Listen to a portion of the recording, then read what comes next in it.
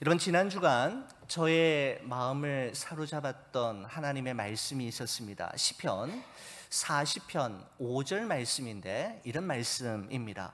여호와 나의 하나님이여, 주께서 행하신 기적이 많고 우리를 향하신 주의 생각도 많아 누구도 주와 견줄 수가 없나이다.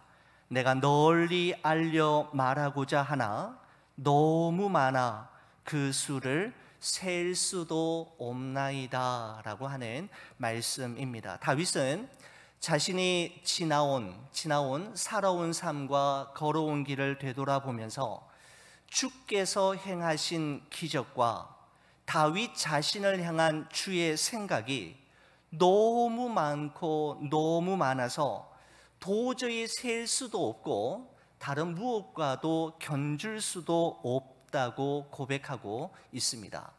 10월 24일 이곳 라푸엔테 예배당에서의 마지막 예배와 10월 31일 새 예배 처소인 라하브라 예배당에서의 첫 예배를 생각하면 하나님께서 우리 교회에 지금까지 행하신 옛 일과 이제 행하실 새 일로 말미암아 저는 정말 가슴이 벅차고 설레일 때가 많이 있습니다.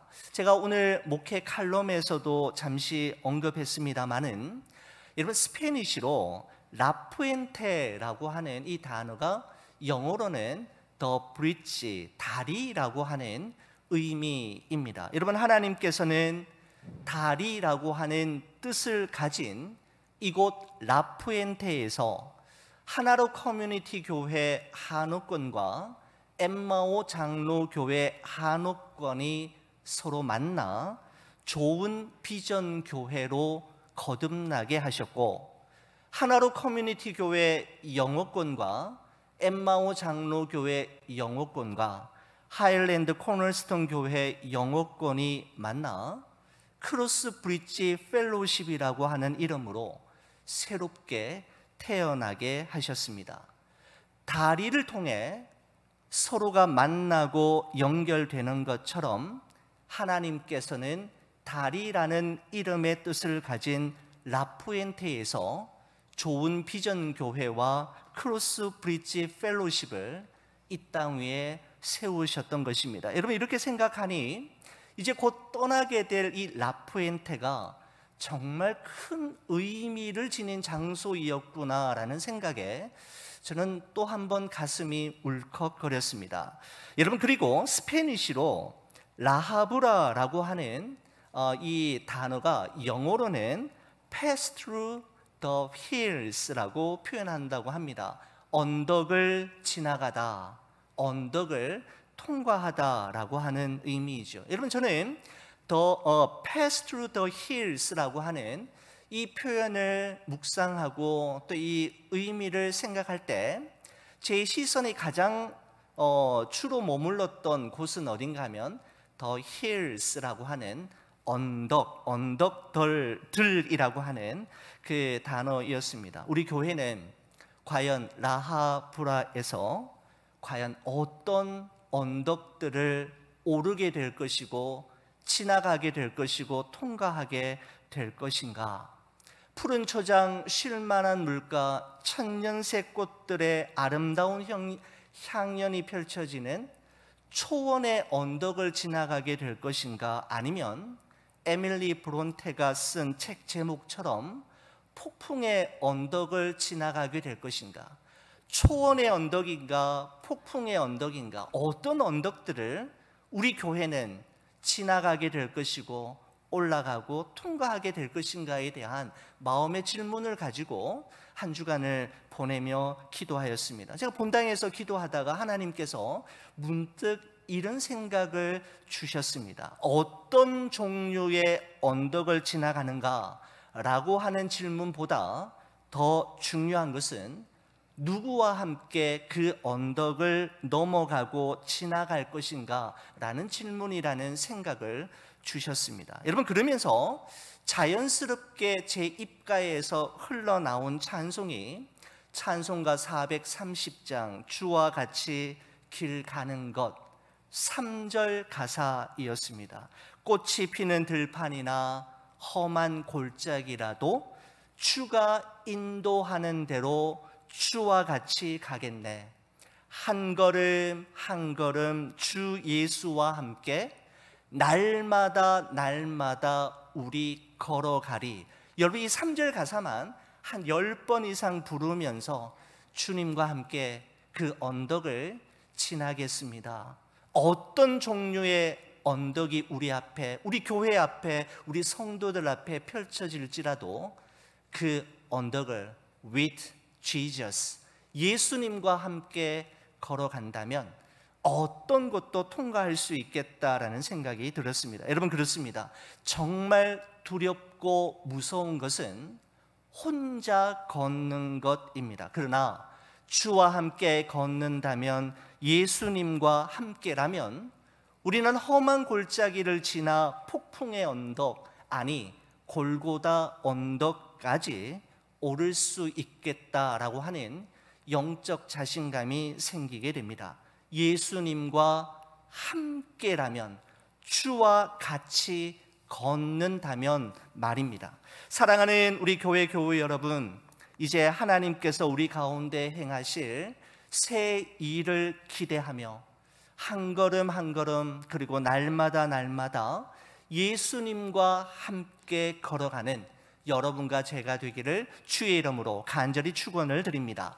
저는 오늘부터 우리 교회가 이곳에서 마지막 주일 예배를 드리는 그 주일까지 마가복음 강해를 잠시 중단하고 구약 성경 중에서 특별히 학개서와 여호수아서의 말씀을 여러분과 함께 나누면서 우리 좋은 비전 교회를 향한 하나님의 선하시고 기뻐하시고 온전하신 뜻이 무엇인지를 그 말씀 속에서 찾아보고, 하나님께서 우리 가운데 행하실 새 일들이 과연 무엇인지 구체적으로 이 말씀 안에서 발견하며, 교회 이전을 앞두고 우리가 정말 기도로 준비해야 할 것이 무엇인지를 이 말씀을 통해 함께 살펴보려고 합니다. 여러분, 우리가 먼저 살펴볼 하나님의 말씀은 이제 4주간에 걸쳐서 학개서의 말씀이 되겠는데, 여러분, 학개서 전체를 아우르는 핵심이 되는 구절을 저는 학개서 2장 9절 말씀으로 보았습니다. 우리 이 말씀을 여러분과 제가 같이 한번 화면을 보시면서 읽어보겠습니다. 같이 봅니다. 이 성전의 나중 영광이 이전 영광보다 크리라. 만군의 여호와의 말이니라. 내가 이곳에 평강을 주리라. 만군의 여호와의 말이니라. 아멘. 여러분 보시면 만군의 여호와의 말이니라 라고 하는 표현을 한 구절 안에 2번이나 반복하여 사용하면서 강조하고 있는데, 저는 이 학개서 2장 9절 말씀이 교회 이전 이후에 하나님께서 우리 좋은 비전 교회를 통해 이루실 하나님의 새 일의 핵심이 되는 말씀이다, 그렇게 저는 이 말씀을 보고 묵상하였습니다. 좋은 비전 교회의 나중 영광이 이전 영광보다 크리라. 내가 이곳에 평강을 주리라 라는 이 약속의 말씀 말입니다. 저와 함께 한번 따라해 주시겠습니까? 제가 먼저 한번 읽으면 여러분 한번 말씀해 주시면 좋겠습니다. 좋은 비전 교회의 나중 영광이, 좋은 비전 교회의 나중 영광이 이전 영광보다 크리라. 이전 영광보다 크리라. 내가 이곳에 평강을 주리라. 내가 이곳에 평강을 주리라. 아멘. 이 비전의 말씀을 붙잡고 우리는 4주 동안 이 학개서의 말씀을 우리가 함께 묵상하려고 합니다. 여러분, 그래서 학개서의 전체 타이틀을 이전보다 더 큰 영광, 이렇게 한번 잡아보았습니다. 여러분, 학개서의 말씀을 우리가 잘 이해하시기 위해서는 이 하나님의 말씀이 선포되었던 역사적인 배경과 시대적인 상황을 반드시 아셔야만 합니다. 여러분, 다윗 왕 이후 솔로몬이 왕이 된 이후에 하나의 이스라엘은 2개의 왕조로 나뉘어지게 되는데, 사마리아를 중심으로 해서 북이스라엘 왕조와 예루살렘을 중심으로 남유다 왕조로 나뉘어져서 각자의 길을 걷게 됩니다. 하나님의 말씀에 불순종하고 이방인들이 섬기는 우상을 숭배하던 북이스라엘은 BC 722년경에 아수르 제국에 의해서 멸망을 당하게 되고, 남유다는 BC 586년에 바벨론에 의해 멸망을 당하게 됩니다. 여러분, 이때 예루살렘 성전과 성벽은 더 이상 회복이 불가능할 정도로 완전히 불타 파괴되어 버렸고, 많은 유대인들은 바벨론의 포로로 끌려가서 무려 70년 동안 바벨론 유수라고 하는 정말 쉽지 않은 고난의 길을 걸어야만 했습니다. 여러분, 하지만 영원히 지속될 것만 같았던 무소불위의 절대 권력과 막강한 군사력을 보유한 바벨론도 고대 근동 지역의 새로운 최강국으로 급부상하게 된 그 페르시아 제국, 성경에서는 바사라고 표현하고 있는데, 페르시아 제국의 팽창을 막아내지 못하고 결국 바벨론은 페르시아에 의해 멸망을 당하게 됩니다. 페르시아 제국의 첫 번째 왕은 고레스라고 하는 왕인데, 이 고레스는 피지배 국가들을 보다 효과적으로 다스리기 위해서 그들만의 종교적 정체성을 유지할 수 있도록 허락했을 뿐만 아니라 그들이 원래 태어났던 그들의 고국 땅으로 돌려보내는 일명 고레스 칙령을 발표합니다. 이로 말미암아 이스라엘 백성들은 70년 만에 고국 땅 예루살렘으로 돌아오게 되는데, 에스라서 2장의 말씀에 보면 1차 포로 귀환 때에 돌아왔던 이스라엘 백성들의 그 포로의 수가 대충 5만 명 정도라고 이야기하고 있습니다. 여러분, 이때의 감격과 기쁨을 회상하면서 이스라엘 백성들이 절기 때마다 기쁘게 부르는 노래가 시편 126편 1절과 2절 말씀입니다. 우리 이 말씀 같이 한번 저와 함께 읽어보겠습니다. 같이 봅니다. 여호와께서 시온의 포로를 돌려보내실 때에 우리는 꿈꾸는 것 같았도다. 그때에 우리 입에는 웃음이 가득하고 우리 혀에는 찬양이 찼었도다. 그때에 문 나라 가운데에서 말하기를 여호와께서 그들을 위하여 큰 일을 행하셨다 하였도다 라고 기록하고 있습니다. 하나님께서 이스라엘을 위하여 행하신 꿈만 같은 큰 일, 새 일로 말미암아 그들의 얼굴에는 웃음꽃이 만발하였고 그들의 입술에는 찬양이 끊임없이 흘러내렸노라고 말씀하고 있습니다. 여러분, 드디어 70년 만에 고국 땅 예루살렘으로 도착한 유대인들이 도착하자마자 가장 먼저 한 일은 예루살렘 성전을 건축하는 것이었습니다. 여러분, 왜냐하면 이스라엘 백성들에게 있어서 예루살렘 성전은 하나님의 임재를 상징하는 전형적인 장소일 뿐만 아니라 그들의 정체성이요, 영혼의 고향이자 삶의 이유요, 의미에 해당하는 것이 바로 예루살렘 성전이었기 때문입니다. 여러분, 그래서 BC 536년에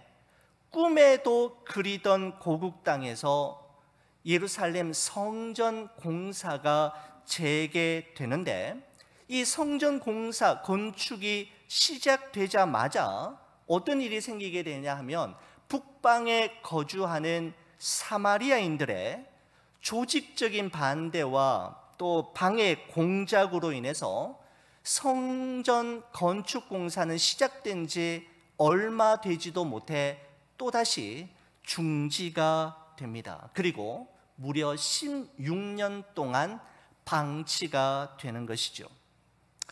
여러분, 100m 달리기 선수나 수영 선수가 여러분 출발선에 그냥 가만히 서 있을 때에는 아무것도 느끼지 못하지만 결승점을 향하여, 목표 지점을 향하여 달리기 시작하고 수영하고 헤엄치기 시작하는 순간 공기의 저항과 물의 저항을 피할 수 없게 되는 것처럼 하나님의 나라와 영광을 위하여 성도들이 한마음 한뜻이 되어 움직이는 순간 누구의 움직임이 시작되는가 하면 영적 사탄의 공격과 저항이 시작되며 피할 수 없다라는 사실입니다. 여러분, 그렇습니다. 하나님의 일, 하나님께서 기뻐하시는 일일수록 영적 전쟁은 더욱 치열하다라는 사실을 우리는 항상 기억해야 하고, 그럴 때일수록 하나님의 전신갑주로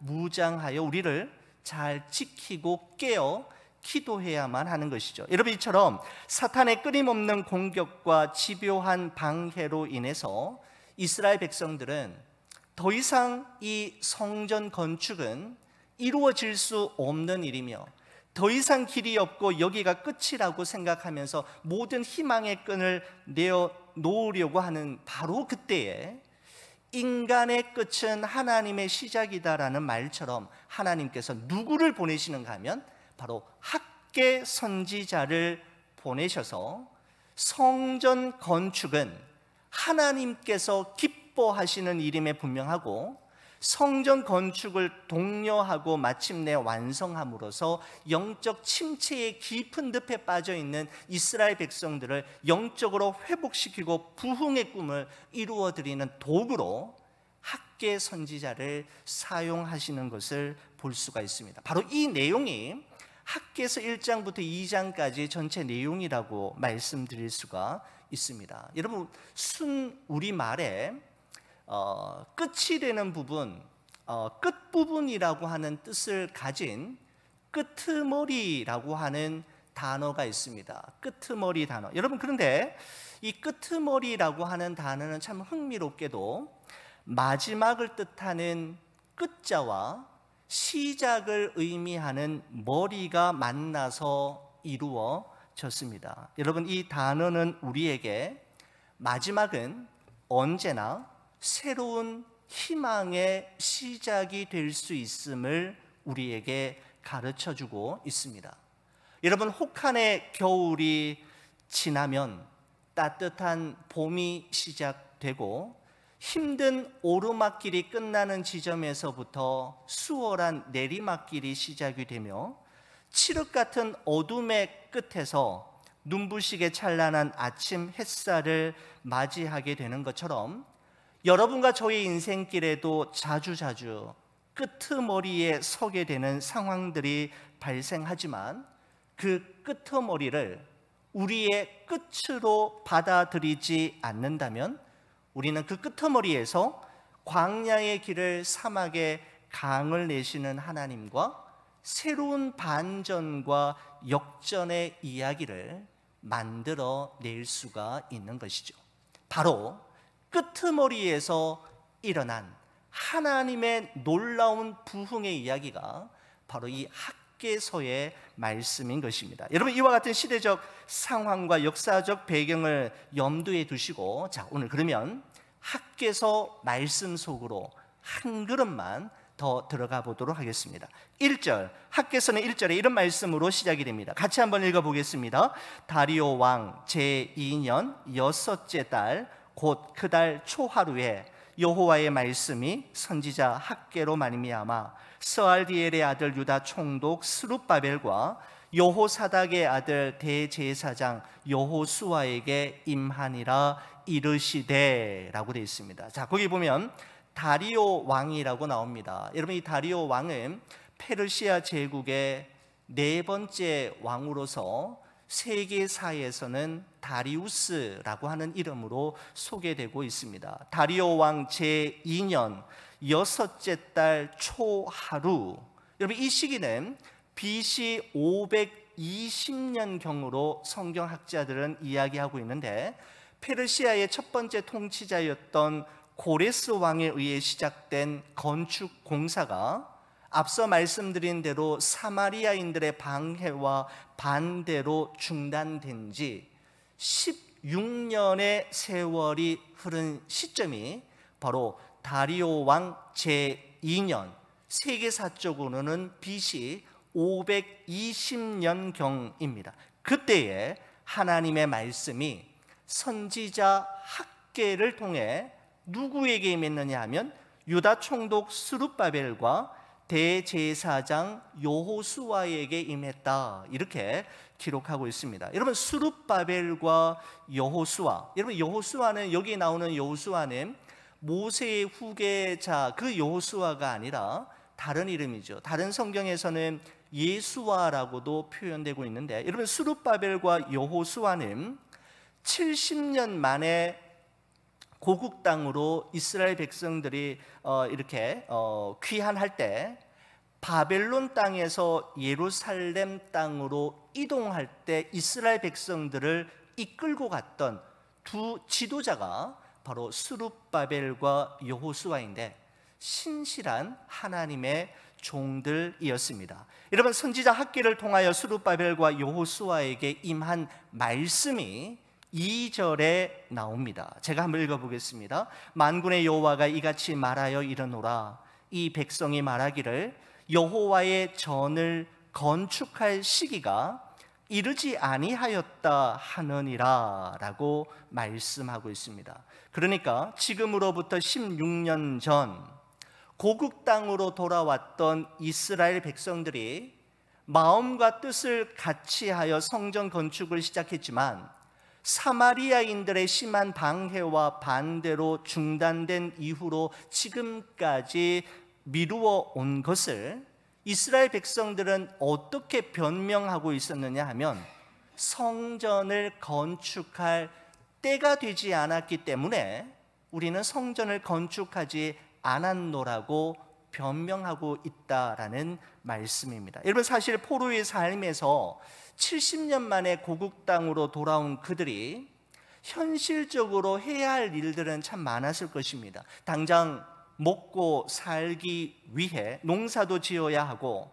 또 가족들이 살 집도 지어야 했기 때문에 어쩌면 그들은 성전 건축에 신경 쓸 겨를이 없을런지도 모릅니다. 또 성전 없이도 지난 70년의 세월을 살아보니까 성전 없이도 얼마든지 살아갈 수 있겠다라는 생각이 그들의 마음속에 자리 잡고 있었던 것입니다. 이런저런 이유들로 인해 성전 건축을 미루어 온 것은 바로 그들이 성전을 건축할 때가 아니었기 때문이라는 말로 스스로를 위로하고 변명하며 지난 16년의 세월을 그냥 보내었다라는 의미입니다. 여러분, 이를 향해 하나님께서 3절과 4절에 이렇게 말씀하시지요. 3절 4절입니다. 제가 한번 읽어보겠습니다. 여호와의 말씀이 선지자 학개에게 임하여 이르시되, 이 성전이 황폐하였거늘 너희가 이때에 판벽한 집에 거주하는 것이 옳으냐라고 하나님께서 이스라엘 백성들에게 말씀하고 있습니다. 자, 여러분 보시면 판벽한 집이라고 하는 단어가 나옵니다. 이런 이 판벽한 집을 영어 성경에서 찾아보았더니 paneled houses라고 표현하고 있습니다. 판넬로 꾸민 아주 좋은 집을 의미하는데, 세번역 성경에 이 4절 말씀을 이렇게 번역하고 있는 것을 확인할 수 있었습니다. 세번역 성경에서는 이 4절을 성전이 이렇게 무너져 있는데, 16년 동안이나 이렇게 무너져 있는데 지금이 너희만 잘 꾸민 집에서 살고 있을 때란 말이냐라고 표현하고 있습니다. 다시 말씀드리면, 너희는 아직 때가 아니라고 말하면서 성전 건축을 16년 동안 미루어 왔지만, 정작 너희는 너무 좋은 집에서, 잘 꾸민 집에서 살아가면서 그게 말이 되느냐라고 말씀하고 있는 것입니다. 여러분, 그러면서 이스라엘 백성들을 향해 결론적으로 5절 6절에 말씀하시기를 이렇게 말씀하죠. 5절 6절입니다. 그러므로 이제 만군의 여호와가 이같이 말하노라. 너희는 너희의 행위를 살필지니라. 너희가 많이 뿌릴지라도 수확이 적으며, 먹을지라도 배부르지 못하며, 마실지라도 흡족하지 못하며, 입어도 따뜻하지 못하면 일꾼이 싹을 받아도 그것을 구멍 뚫어진 전대에 넣음이 되었느니라 라고 되어 있습니다. 자, 여기 말씀해 보면 우리가 좀 주목해야 될 표현이 하나 있는데, 너희는 너희의 행위를 살필지니라 라고 하는 요 구절입니다. 여러분, 요 구절에 세번역 성경에서는 이렇게 번역하고 있습니다. 너희는 살아온 지난 날을 곰곰이 돌이켜 보아라, 이렇게 번역하고 있습니다. 그러니까 가장 중요한 일은 하나님의 임재를 상징하는 성전을 건축하는 일인데, 성전을 건축하는 일은 방치하고 자기 일에만 열중하더니 그 결과가 어떻게 되었는지 너희들의 지나온 삶을 한번 곰곰이 되돌아보고 살펴보아라 라는 것입니다. 그러면서 이렇게 이야기하잖아요. 그렇게나 많은 씨앗을 뿌려도 수확은 항상 적었고, 그렇게 먹고 마시고 좋은 옷을 입어도 배부르거나 만족함이 없었으며, 열심히 일해서 품삯을 받아도 밑빠진 독에 물 붓는 것처럼 항상 부족하고 모자라고 남은 게 하나도 없지 않았느냐? 왜 그렇게 된지 너희는 아느냐라는 것입니다.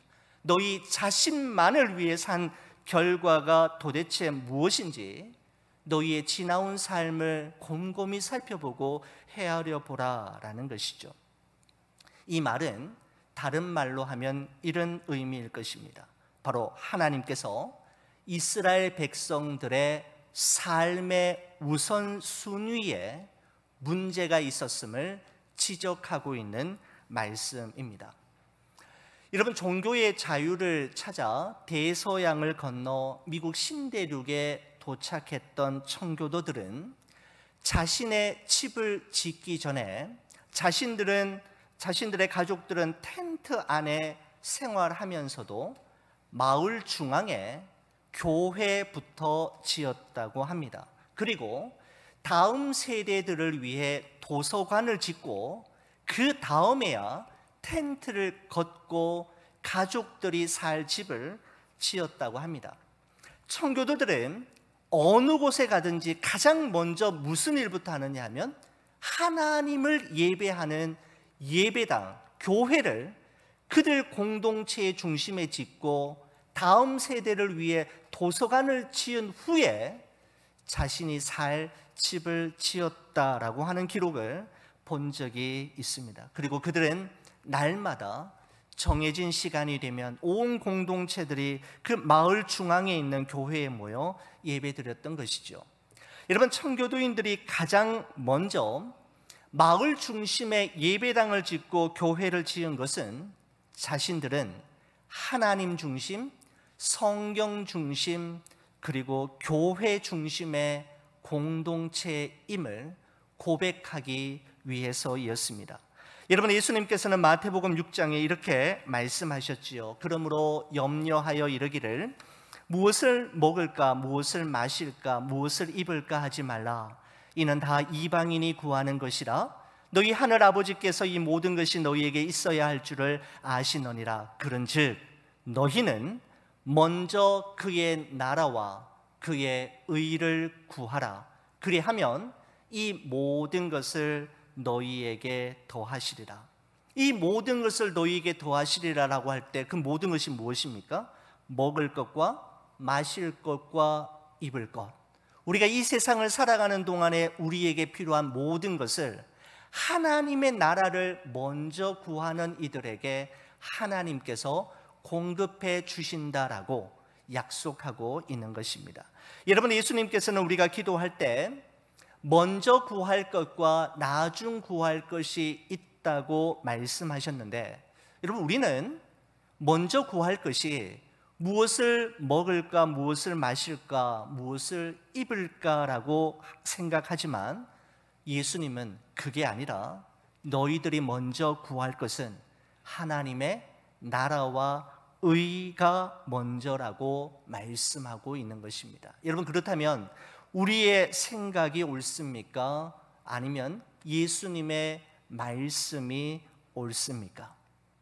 그래서 먼저 구할 것을 먼저 구하면 나머지는 하늘 아버지께서 책임져 주실 것이라고 예수님이 말씀하고 있는 것입니다.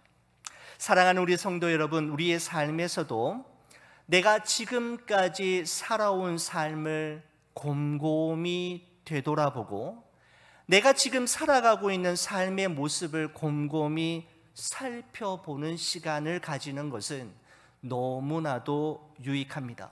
나도 모르는 사이에 내 삶의 우선순위가 바뀌어져 있지는 않은지, 내가 하나님 앞에서 너무 계산적으로 살고 있지는 않은지 우리의 삶을 점검해 보아야 하는 것이죠. 어느 중세의 수도사가 이런 기도를 하나님께 올려드렸습니다. 주님, 우리의 삶에 당신의 사랑이 넘쳐나게 하시고 당신을 위해 우리가 드리는 시간과 노력을 계산하지 않게 하시며 당신에게 드리는 것이 너무 많고 너무 힘들어서 참을 수 없다고 생각하지 않게 하소서라고 하는 기도를 드렸다고 합니다. 저는 이 기도가 참 제 마음에 많이 와닿았습니다. 그렇습니다. 우리가 하나님을 통해서 받은 은혜가 너무너무 많고 우리를 향한 예수 그리스도의 십자가의 사랑이